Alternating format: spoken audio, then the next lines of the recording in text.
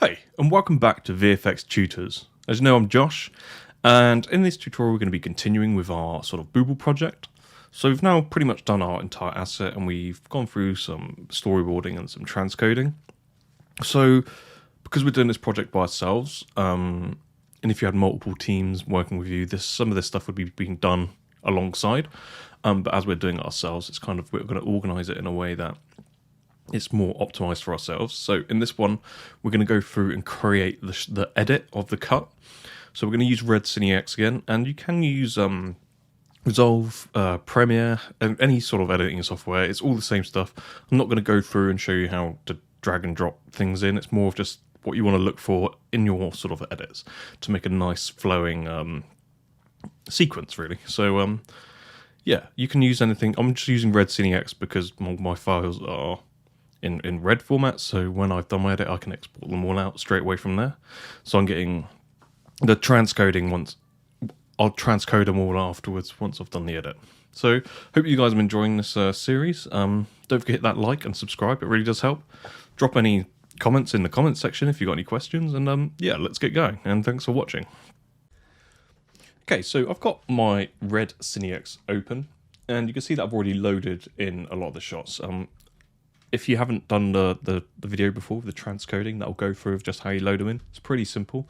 And you'll have all these files as well. So on mine, it's just coming straight. This is just coming straight off my red card. So you should have all of this to create your own edit.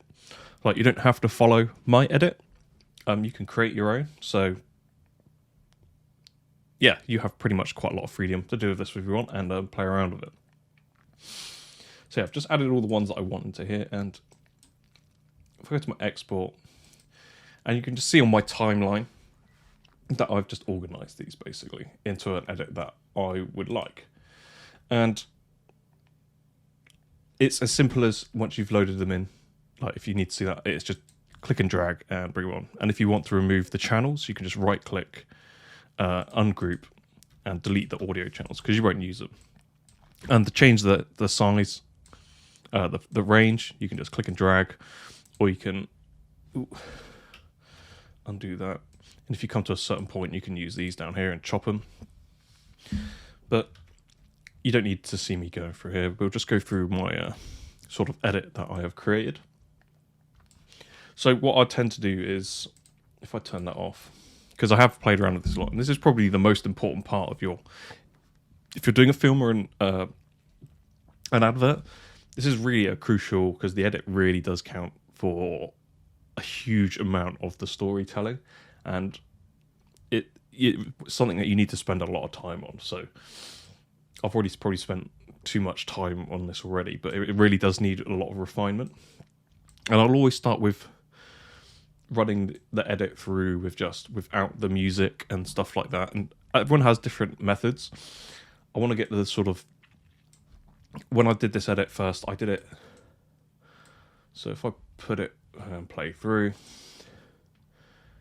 it's got open and another shot of him looking fast, and all we've done is just sort of like clipped it to the storyboard, and it doesn't really make a huge amount of sense at the moment because we don't have our CG character in here and our other elements. And you can see at some points it's actually taking longer, so it's just a rough sort of edit at the moment, and we'll refine stuff with the music. So mostly this part is to make sure that we've got all our key elements that we needed to complete the sequence. And this is a good way to, as soon as you've done like your filming and stuff, is to quickly knock up an edit, because then the sooner you find out if you need more shots, the better. If you've missed shots and you need to go back and film them, it's good to know straight away, instead of not knowing and doing it at the last moment and doing element plates. So all I've done is just place these roughly to how I've done the storyboard. And it's one of these things that you're going to have to play around with quite a lot. And I've only got the sample music for this at the moment, but I've downloaded and bought this royalty-free music. And it's probably, I haven't actually checked, I hope it actually records the desktop audio. I won't talk over the top, so I'll just play through it with my rough edit. And yeah, we can look at places that we need to refine it. So I'll just, and if you've got this open, you can probably put it on 1/8, so it playbacks faster, just up here. So I'm just going to press play. We'll just have a little look through it and see what we have.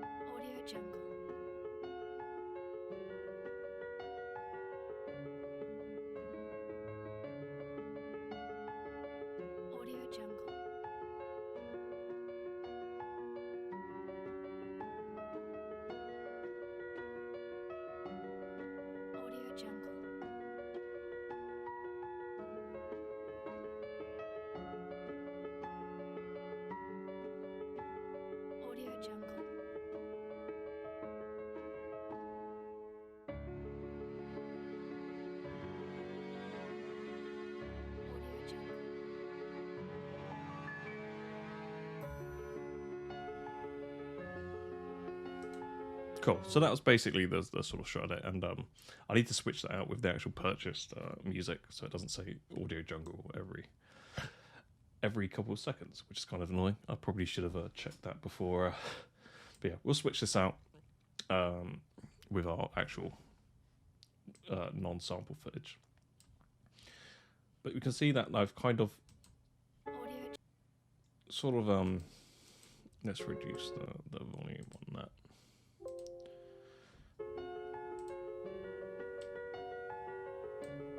Cool. So you can sort of see that I've actually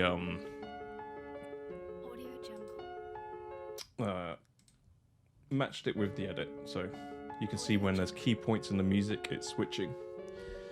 And even though some of these are reused shots, I'll need to mark out which I need to do punch-ins and stuff later on in the post-production process.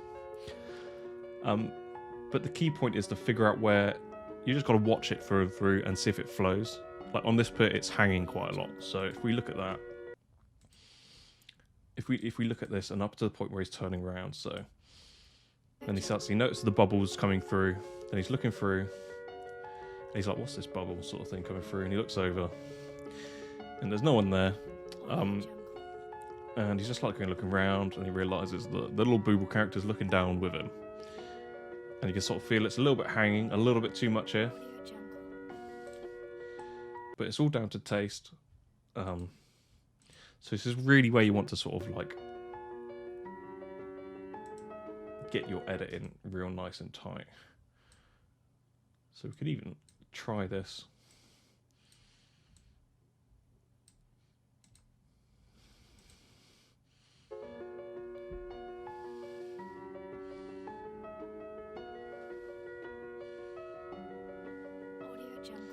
So that bit's flowing a bit better.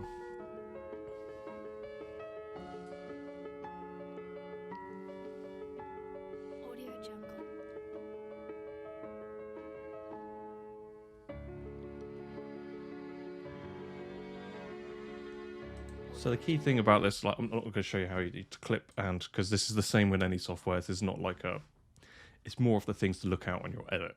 So I'm just going to, and most of the time, you're just going to play through this as many times as possible. It's not a complex sort of, it's more of, it's an incredibly artistic feel and being able to know how to feel how the edit goes. So you really need to understand how if it's matching with music or if it's matching a mood. With this one, we're matching the music, so we kind of, it's this quirky uplifting thing.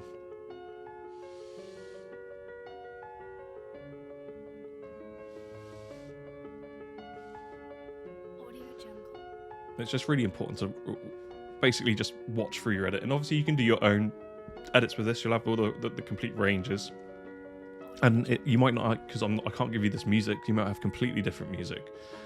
So have a look on Audio Jungle or any sort of royalty-free audio. Mine's based around this music, so I can put the link into where you can purchase it for, but I can't share that. So, if I'm honest, this is pretty much going to be it, like going through. And as I'm doing this, I'm noticing things that, because I don't have all the film equipment in the world, so sometimes it's quite difficult, because this is all in 5K, and I'll probably transcode these out as 5K. Then that allows me to do push-ins and punch-ins and repos and reframings if I need to, if I haven't got the quite framing that I wanted in shot, because sometimes you'll follow it, but then you might want to slightly change it. So because we shot at 5K, we have, and even if you're going to transcode these about, your final delivery is going to be at HD, you have a huge amount of room to sort of push in, repo. You can completely reframe half this stuff. So that's one thing that I'm keeping in mind. So like, this is my opening shot wide, and that's like pretty much, I thought I'd be able to get wider than that, but I only had an 18mm for that, so that's just another shot. And you know, I'll probably punch in and reframe on this, maybe slightly. Or actually, no, it wasn't. Looking through it, I'll probably, because as I'm looking through it, I'm kind of seeing what things I need. So I'm on this shot, already probably might reframe it slightly because everything's slightly at a tilt. And let's see if I can just level this out nice and flat.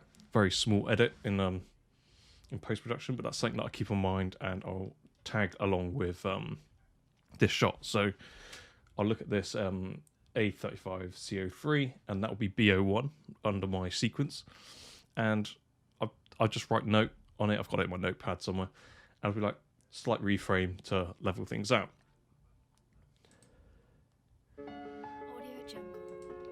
Then I'll go into this one, and as I'm watching it, if I'm quite happy with how it edits, so quite happy with how this is possibly framed, but on this one, this will be BO2, and I'll probably remove that sort of, because this is just stuff that I'm listing through that I'm going to do in the post-production when doing the comping stuff, so I'll probably remove that and stabilize it so it's not jumping up and down. Possible reframe, and maybe we'll see what it looks like. This is nice and straight here, and we'll see how we can build up on this composition. Then this one here, because I knew it was going to be a reuse shot, I did push it in a bit more, but we'll probably do a central push in, because we're kind of only seeing it on that, so we do have a load of resolution to push in tighter on this. So we're going from a wide angle to slightly further in, then go back to the same angle but pushed in, so we're getting closer to our character. I'm just going to put that back to 1/8 so we can play through it.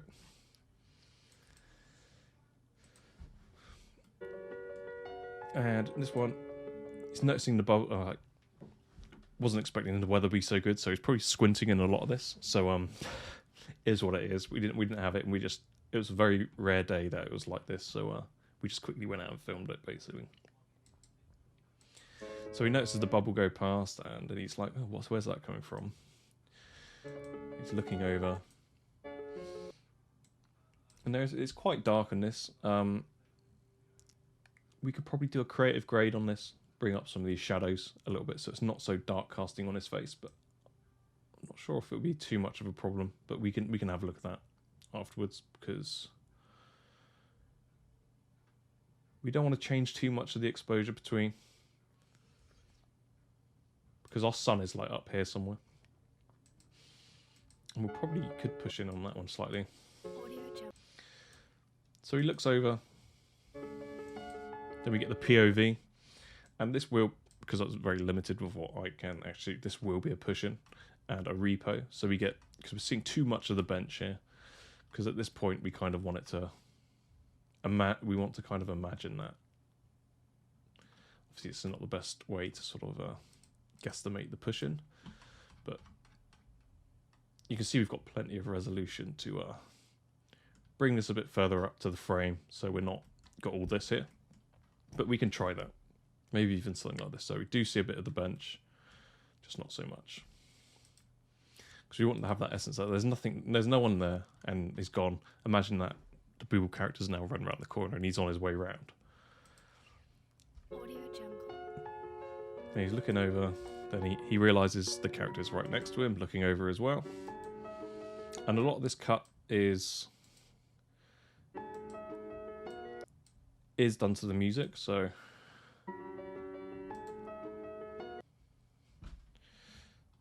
what we can do, I think that comes in ever so slightly early.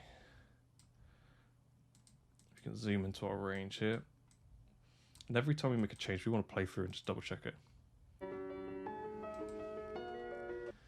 Ooh, maybe even a bit less now. So it's a little bit tighter.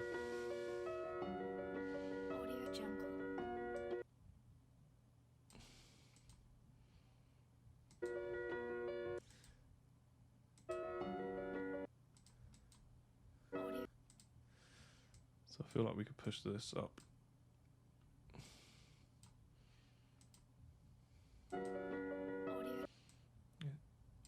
It's one of those things you've got to play around with how it flows.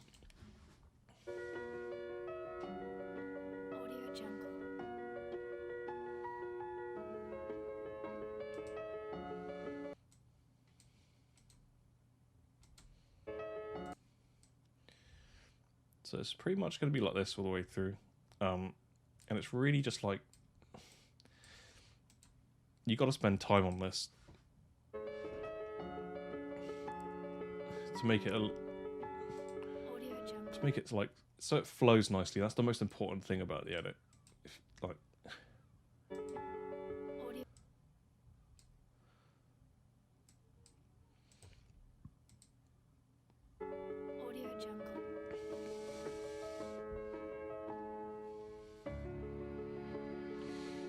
the camera goes off up in the sky to a washout, then to the advert logo here. So we did some fine tuning there. So I didn't want to, because obviously this actually the whole editing process is it takes a long time to get it looking nice. It's really not as simple as just dragging and dropping. You'll end up playing through things so many times, and you'll see things, and making sure that the timing's correct. So a lot of time I'll just play through this, and if you can't play through it, you can just export this all out as an edit, which is like another common thing as well, that you would have a quick edit to see.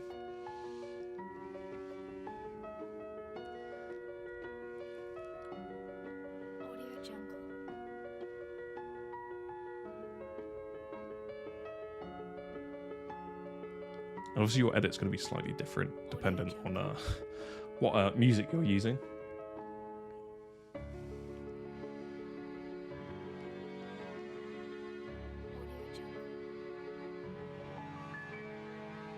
Cool.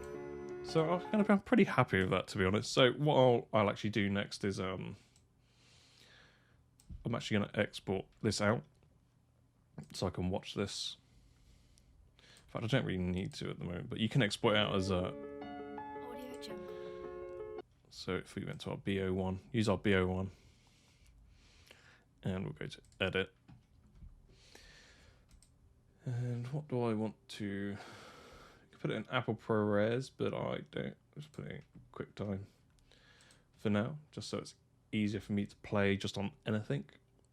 Compression settings. Oh no, actually, I don't think QuickTime exists anymore, does it?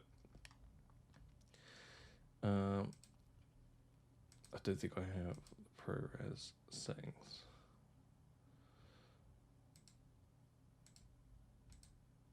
Let's just double check. I don't really want to do it as an AVI because that'd be super heavy. Ooh. Oh, we'll just do the MPEG compressor, clip frame rate. Yeah, okay, leave it as that. And we'll just do it at a very low resolution. We don't want it out at all like that. So I'll just go to my setup, and it's going to my previous place that we use, so I can just leave that, and file creation unique name. So just select OK. And I'm not going to change any of this. I'm just going to save. And then what I will do is I've completely lost where it is. So go to export.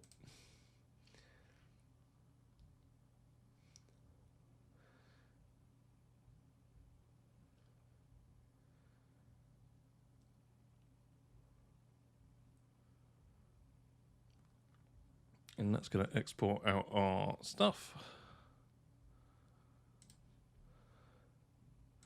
Let me just check that I've actually got enough space on my drive. I am drastically running out of space, so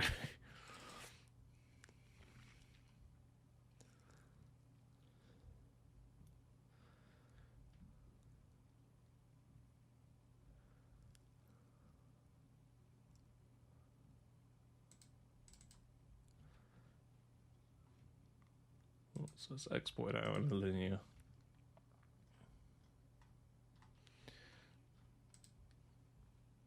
It's exporting them all out separately, so let's actually cancel that. I didn't want that.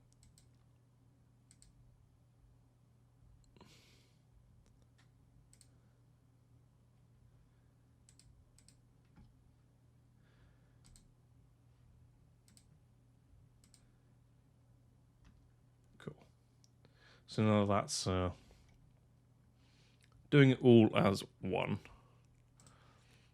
But I need to actually change my... so if I click on this, it's doing it all as a linear.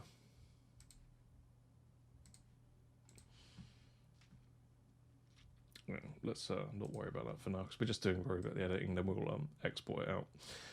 Because you'll just do the transcode, because the reason why I didn't do all the transcoding together, because we will be transcoding these with after our edit. But it gives you a good idea of doing that.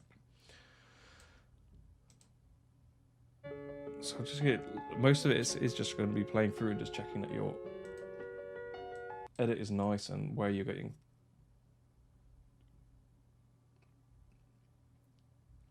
It's also a good time to check your exposures and stuff between each shot. And when you're doing with the edit, you can also kind of experiment with LUTs if you like. So obviously this is something you do at the end, but if you've got LUTs, you can download a lot of these and preview what they want. So you can get some quite nice ones off. This opened it up twice. I don't know why. You can get some quite nice ones off the Red website. There's some quite nice ones on here, but we'll worry about that when we're actually doing our final shots. So it's quite a nice soft pastel look. So they've got some really good stuff in here, but we're not going to worry about that for now. So yeah, we're pretty much, I know I've probably been going on and just jabbering on for a while, for 20 minutes, but it's really important to spend time on your edit. So it's seamless and it's kind of like, it feels comfortable. Export it, play through it, keep playing through it until it feels flowing and natural, and write down note edits that you want to do as well. So like I've got a list of things that I want to do after I've done the edit. So yeah, so I know this hasn't been a hugely detailed tutorial, and it's been like 20 minutes of me talking about editing and stuff like that. But yeah, hopefully you've enjoyed this. In the next one, I think export. I think in this next one I will export my edit. In fact, let's we can do that now actually. So we may as well do that. I'm not going to export all of them out because it's kind of it's a process that it will just be the same thing over and over and over. So we'll just do the first one. So I'm just going to play through it. And you can see that I've kind of used one shot here. So I'm actually going to clip that. And I'm not actually going to bother too much about handles. You can create handles if you want. They're really useful if you plan on having lots of edit changes. That's usually very important for when you are working with clients, because they will change it all the time. So it's nice to have those handles and stuff. And and otherwise it's just pretty useful to have. But if you're happy with your edit, you can just go through and just chop out the shots that we need. So what I'm going to do, I'm just going to make a new preset.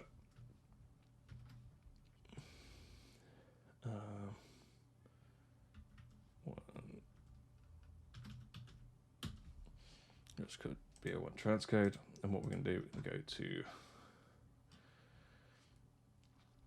So you have multiple things that you can export out as. I just always do OpenEXR. It can be quite heavy, but I would leave this all pretty much as it is. And you've got your output resolution here. Like I say, you can decide if you want to do that now or afterwards in the edit. At the moment, I'm going to keep this at 5K. It's going to be very heavy, but it means that I can do my push-ins and stuff later on as well. Just so I can get everything out of the R3D files. So I'm just going to keep it as a clip. Export pipeline and same as the IPP2 mode. And I'm just going to leave this all pretty much standard. It's going to ask for our output file name. Output file name to clip to folder, custom output. So I'm just going to go to my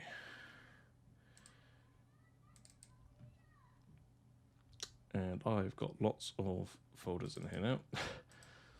So I'm just going to go to new and I'm going to call this elements because this is going to be where all our shots go. And you can make this as complicated as, oh, where's that gone? Elements, new folder, and we'll call this B1.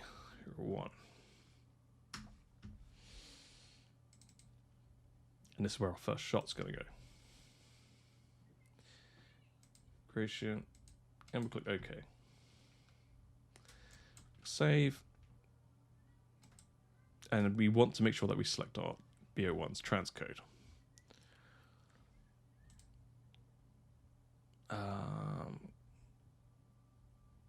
So let's select the clip in viewer.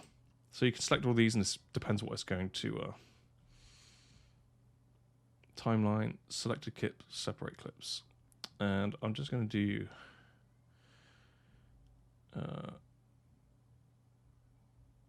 Clip in viewer, because this is just going to export the one that I want. And this is probably a bit manual, but if we go to our export now, we see how this is now exporting out our frame range. And it's very quick, which is very... And we can just go back to here and check it as well. Actually, no, we can't. We can bring that up in Nuke. So what I'll do, I'll just double check that in Nuke and see if it's working.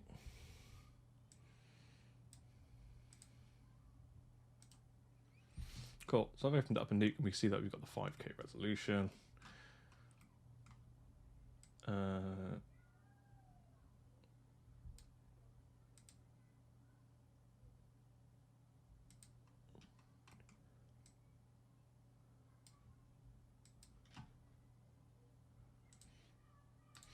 And yeah, it's all working. So we can just play through it. And this is our first clip. Nothing hugely going on with this. We could probably... Got some camera shaking there, but it doesn't matter. So it's all working fine. And this means that, like, because we're now exporting out 5K, and we're not going to be delivering at 5K, so if we needed to reform that or do a push-in or something,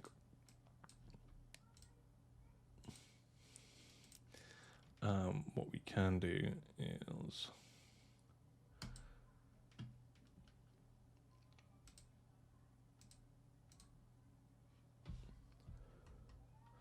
So we've still got all of our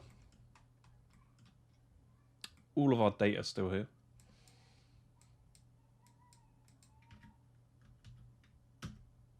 Like, this is kind of going off onto a tangent here.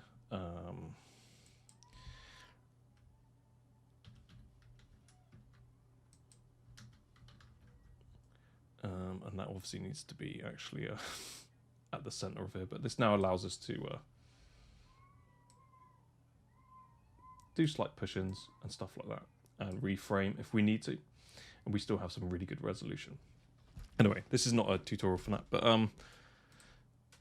yeah, hopefully you've enjoyed this. I know we haven't done, it's been quite long, it's been 30 minutes of me jabbering on about stuff, but yeah, spend time on your edit because it's really important, basically. And don't forget to hit that like and subscribe. You should be able to download all these as well. So I'm only going to give you the R3D files because they're actually a bit, they're quite nicely compressed. So yeah, don't forget that like and subscribe button. And if you've got any comments, yeah, drop something in the comments. And thanks for watching.